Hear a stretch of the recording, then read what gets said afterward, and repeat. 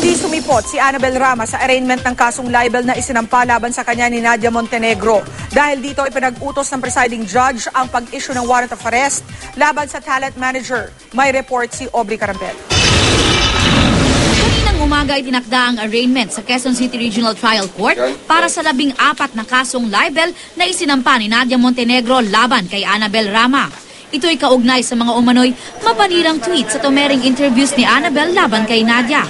Dumating si Nadia kasama ang kanyang abogadong si Attorney Mariglen Abraham. Pero no-show si Annabel at tanging abogado lang ang dumating sa pagdinig dahil unavailable daw ang kanyang kliyente. Dismayado si Nadia sa di muling pagpapakita ni Annabel sa korte. Sabi ko, humarap ka. Ako, dumarating ako on time, dumarating ako araw-araw pag may hearing na kailangan. I mean, wag natin sayangin yung oras ng mga tao. Talagang wala kang kasalanan, di humarap ka. Asan na yung tapang mo, di ba? Dahil sa hindi pagsipot ni Annabel, ipinag-utos ni QCRTC Branch 92 Presiding Judge Eleuterio Batan ang pag-issue ng warrant of arrest laban sa talent manager. 140,000 pesos ang piyansang dapat bayaran ni Rama, 10,000 pesos kada libel case. The warrant of arrest has already been ordered to be issued by the judge.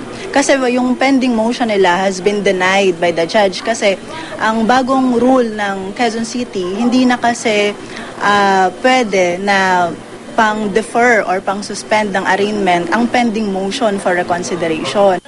Kaninang hapon, hindi rin sumipot si Rama sa pagdinig sa hiwalay na libel at unjust vexation complaint ng partner ni Nadia na si Macario Boy Asistio sa Caloocan RTC.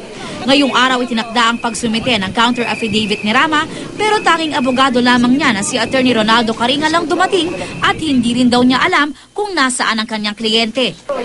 Muling itinakda ang preliminary investigation sa June 25 para bigyan ng tsansa ang kampo ni Rama na makapagsumite ng counter-affidavit.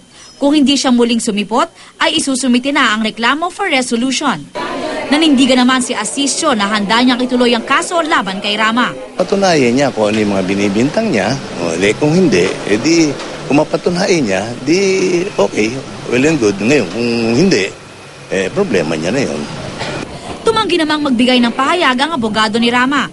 Sinubukan naming hinga ng reaksyon si Annabel pero hindi siya sumasagot sa aming mga tawag. Aubrey Carampel, Nakatutok, 24 Oras.